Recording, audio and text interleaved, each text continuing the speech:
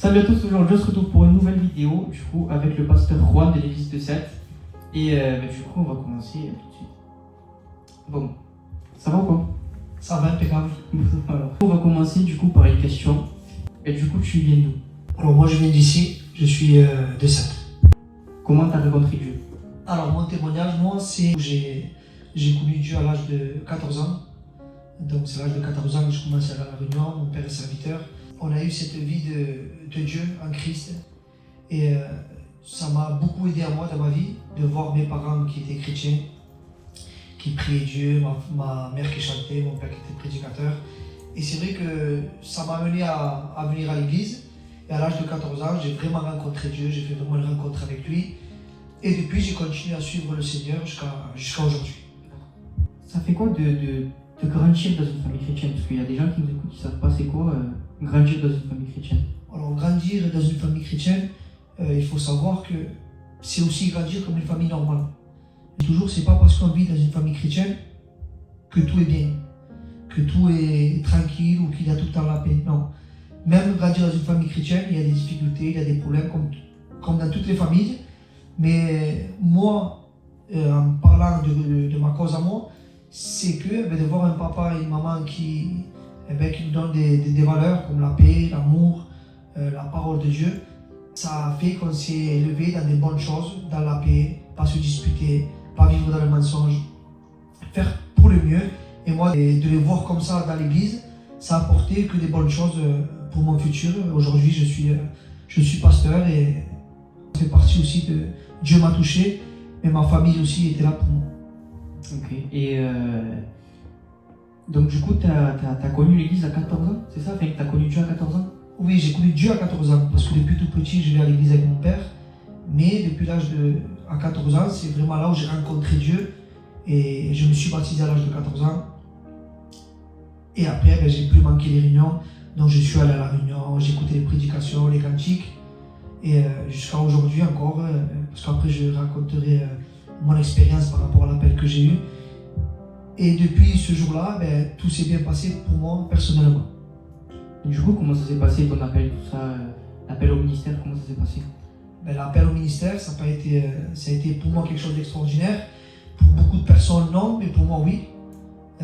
Moi, j'avais 17 ans quand j'ai reçu cet appel, où j'étais dans une salle, donc à l'église, on était en train de prier. Et là, j'ai une vision. Dans cette vision-là, je me voyais en bas de chez moi, là où j'habitais, à l'île de Thau. Et je me suis vu dans cette vision où un ange venait me donner une armure d'or avec une épée. Alors c'était compliqué pour moi dans cette vision parce que je ne savais pas ce qu'elle voulait dire. Mais Dieu me disait à travers cette vision que j'allais le servir. Alors le servir, on peut le servir de plusieurs manières. Prêcher, témoigner, chanter, œuvrer dehors, faire plein de choses. Travailler pour Dieu, ce n'est pas que prêcher la parole de Dieu. Travailler pour Dieu, ça englobe plein de choses. Aller visiter, boire un café avec un frère, parler de Dieu avec un frère, propager la paix. Ça, c'est aussi travailler pour Dieu. Et je savais de ce moment-là que Dieu m'appelait à un ministère et à prêcher la parole de Dieu. Mais je l'ai toujours gardé pour moi. Et ça fait quoi d'être jeune appelé pasteur? Alors, bien sûr que jeune, c'est un peu compliqué parce qu'on va dire qu'on ne connaît pas la vie. La vie, on ne l'a pas connue. On a connu l'évangile de suite. On n'a pas été dans une vie où il y a eu « j'ai jamais fumé, j'ai jamais bu ». Après, on a des défauts comme tout le monde, comme tout homme. Tout homme a des défauts, a des difficultés. Mais aujourd'hui, moi, ce que je peux dire, c'est qu'une vie dans ta jeunesse, c'est-à-dire donner sa vie dans la jeunesse avec Dieu, c'est quelque chose de bien parce que au lieu de procurer de la haine dehors, on procure que de la paix. Et je pense que dans le monde où nous vivons, nous avons besoin de paix. Et c'est quoi ce service en fait que Dieu t'a donné? Prêcher la parole de Dieu, on peut tous prêcher.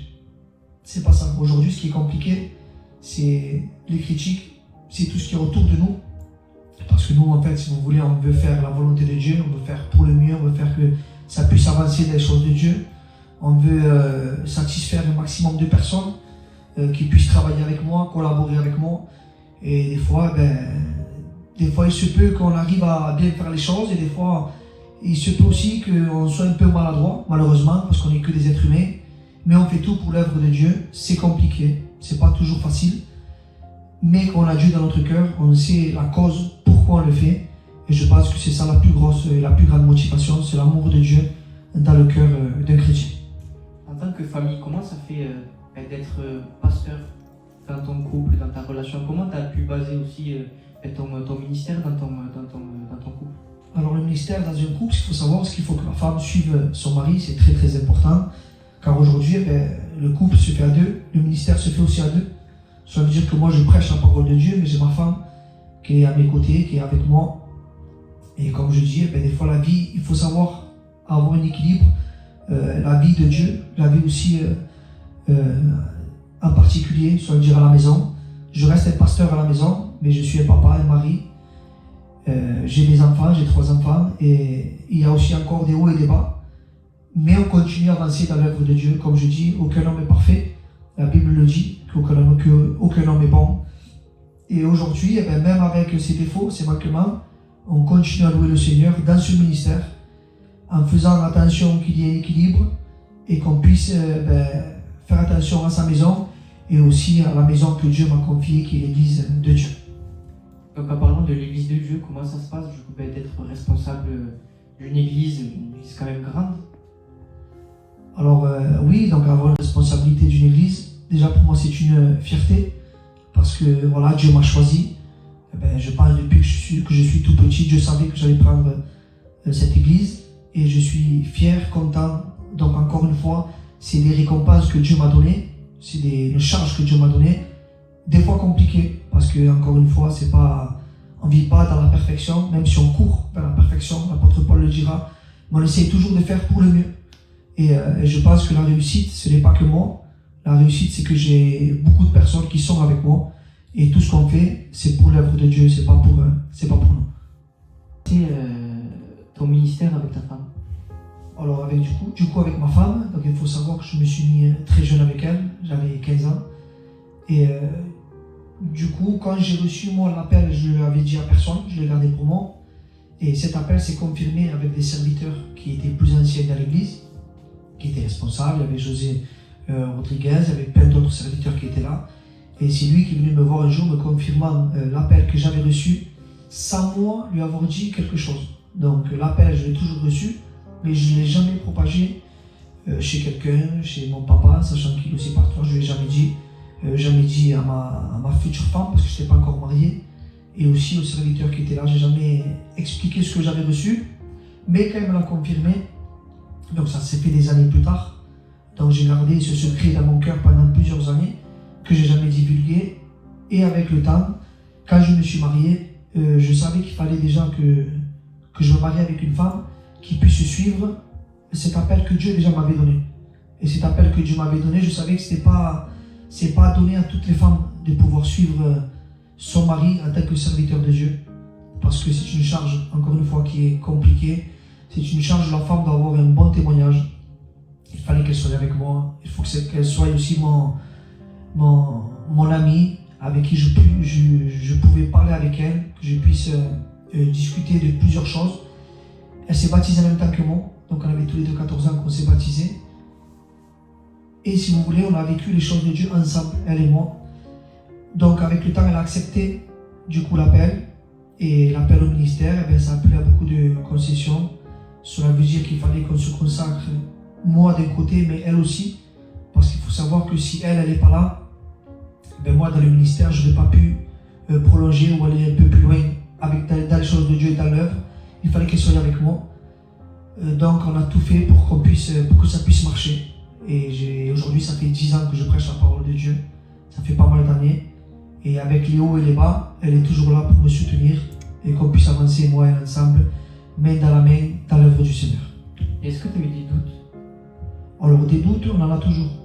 Même que Dieu est venu, même que Dieu m'a dit que j'avais l'appel, même que l'homme m'a confirmé l'appel, même que ma femme était quand même avec moi, donc qui m'a dit oui. Il y a plein de moments dans ma vie où le doute est venu, parce qu'on n'est que des êtres humains, et le doute vient en disant on n'est pas capacité, on ne peut pas le faire, on ne le mérite pas, chose qui est réelle.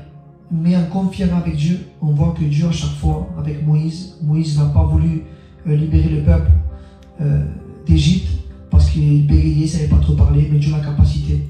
Il lui a dit, eh ben, écoute, quand tu ouvriras ta bouche, je la remplirai. Et grâce à ça, il a pu sortir le peuple d'Israël d'Égypte. Et c'est comme cela que Dieu fait des appels à des hommes où que nous, eh ben, on ne mesurait rien. Dieu vient et il fait ce que lui il a envie. Et cet appel s'est propagé dans tous les serviteurs de Dieu, tous ces hommes de Dieu qui ont été à travers la parole de Dieu, Moïse, Abraham et tous les autres. L'apôtre Paul qui faisait beaucoup de mal, eh bien, à un moment donné, lui aussi, on l'a appelé au ministère. Et il a fait de grandes choses, il a écrit plein d'épîtres.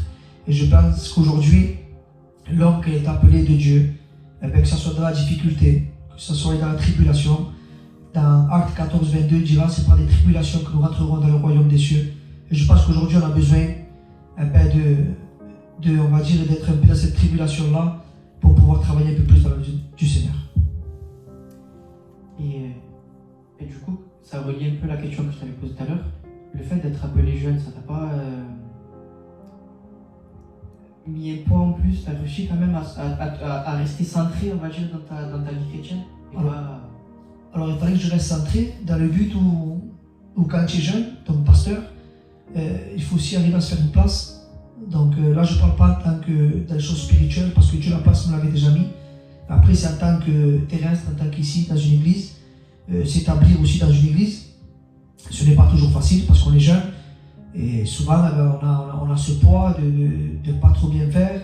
Mais Dieu m'a toujours guidé. Je suis un homme qui, dans les choses de Dieu, est très déterminé dans tout ce que je fais. Et je pense que Dieu aussi cherche des hommes qui soient déterminés pour faire son œuvre. Donc cela veut dire avoir peur de rien et tout simplement avoir la crainte du Seigneur. Cela veut dire le respect envers Dieu. Donc du coup, avec tes expériences, comme tu avais dit que tu avais vu une armure, tout ça et tout, c'est quoi du coup cette relation que tu as avec le Saint-Esprit en étant... Et je pense qu'on est tous amenés à être consacrés. Tous les hommes, les femmes sont amenés à être consacrés, même que c'est compliqué, encore une fois, mais on est amené tout le temps à être consacré avec le Seigneur.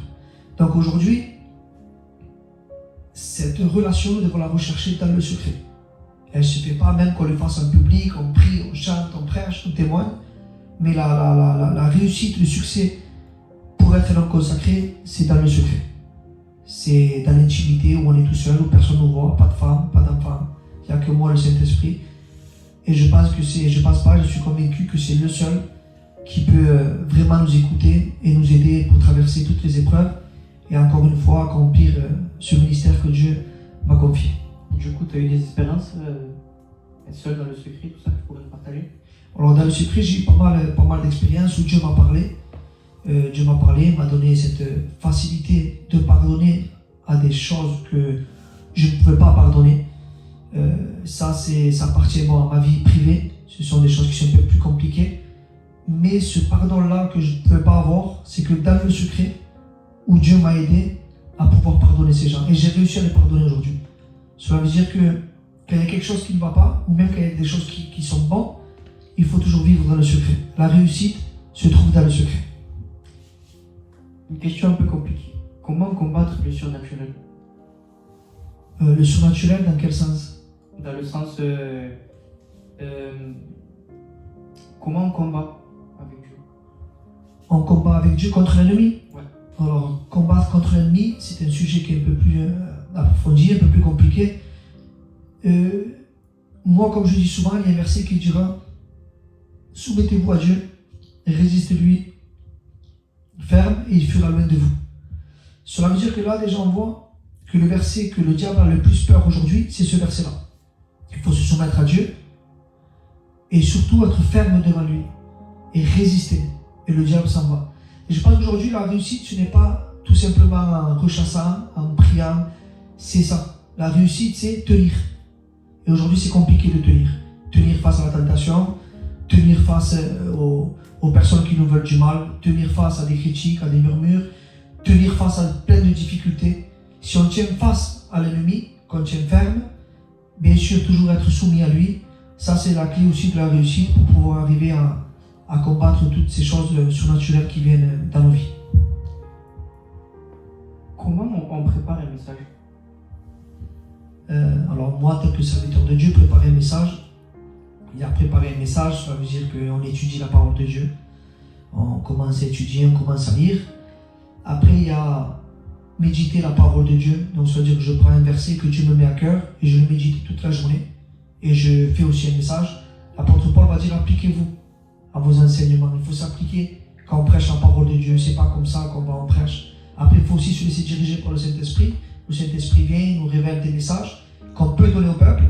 Mais je suis aussi de ceux, parce que pour moi, la plus grande révélation, ce n'est pas un ange qui puisse venir me parler, ou quelqu'un qui vient en personne me parler de Dieu. La plus grande révélation que l'homme a reçue, c'est la parole de Dieu, c'est la Bible. Quand tu lis, c'est la plus grande révélation déjà devant nous, c'est un miroir. Et déjà en prenant des versets, en se mettant à part, priant surtout, ben Dieu nous donne la capacité de pouvoir prêcher la parole de Dieu. Et pour 2025, du coup, est-ce que tu as des projets pour ta église, tout ça? Alors moi, pour 2025, des projets, on en a toujours. Il y en a beaucoup même. Donc aujourd'hui, moi, c'est vraiment la prospérité des choses de Dieu. Cela veut dire dans les dons, dans les fruits de l'esprit, qu'ils puissent avoir des prophéties, des parler en langue, que les serviteurs puissent avoir un peu plus de connaissances aussi de la parole de Dieu, qu'on puisse prospérer dans tous les domaines spirituels. Dans la chair, c'est bien de prospérer, mais il faut surtout prospérer dans le spirituel. La chair, tout ce qui est chair restera ici, tout ce qui est matériel restera ici. Mais nous, on a besoin de dons dans l'église pour que l'église puisse prospérer, aller dans les choses de Dieu, qu'on puisse se réjouir dans la présence du Seigneur, qu'on ne puisse pas louer le Seigneur ici juste pour passer un temps, mais qu'on puisse le louer avec tout notre cœur, qu'on puisse chanter avec tout notre cœur, qu'on puisse prêcher avec tout notre cœur. Aujourd'hui, je pense que c'est ce que l'église a besoin. On a besoin d'être unis, qu'on puisse s'aimer davantage, qu'on puisse prospérer dans la paix, dans tout ce qu'il y a dans les choses de Dieu, tout simplement. Du coup, tu parlais des dons, tu parlais des paroles en langue, des prophéties, tout ça. Comment ça se passe du coup, les paroles en langue par exemple? Comment ça se passe une prophétie? Alors la prophétie, c'est Dieu qui donne la prophétie à une personne, c'est une personne qui va parler en langue, et ensuite qui va commencer à prophétiser. La prophétie, c'est pour édifier l'église. Le parler en langue, c'est pour s'édifier soi-même. Donc aujourd'hui, on a besoin des deux. On a besoin de s'édifier nous-mêmes, et on a besoin aussi qu'il y ait des prophéties pour qu'ils puissent édifier toutes les personnes qui sont autour. Donc du coup, conclusion, qu'est-ce que tu aimerais dire du coup à des personnes qui s'approchent de Dieu, qui par exemple se trouvaient dans ton cas, toi aussi jeune? Alors moi je dirais à toutes ces personnes qui puissent tout simplement, si Dieu a mis un rêve dans ton cœur, c'est que tu puisses prospérer jusqu'à arriver à ce rêve que Dieu a mis dans ton cœur. Cela veut dire que tout ce qu'il y a autour va t'empêcher d'y arriver, mais si aujourd'hui tu veux prendre une bonne résolution, parce qu'on parlait de ça aussi tout à l'heure, c'était surtout de ce que Dieu a mis dans ton cœur, travaille, prospère, commence à louer Dieu, prie le Seigneur pour que tu puisses arriver dans ce succès-là que Dieu a mis dans ton cœur. Voilà. Donc du coup, pour toi, c'est quoi la clé d'une réussite des bons chrétiens? Des bons C'est chrétiens. quoi la recette? La recette, c'est la prière. Il n'y a pas une autre recette. La prière, c'est la réussite à tout. On prie, on réussit, tout simplement. Voilà, quand même. Bon, du coup, cette vidéo touche à sa fin. On a été du coup avec le frère Juan, du coup, le pasteur de l'église de Sète. J'espère que cette vidéo vous aura plu. J'espère qu'elle va vous édifier. J'espère qu'elle va du coup vous encourager à suivre Jésus. J'espère aussi que vous allez passer une bonne année, du coup 2025.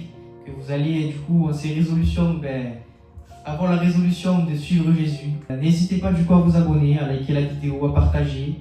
Et voilà, on se retrouve pour de nouvelles vidéos avec d'autres personnes à parler. Que Dieu vous bénisse à tous. Je vous invite tous à venir à la réunion, à participer avec nous tous ensemble le mardi soir à 19h, le vendredi soir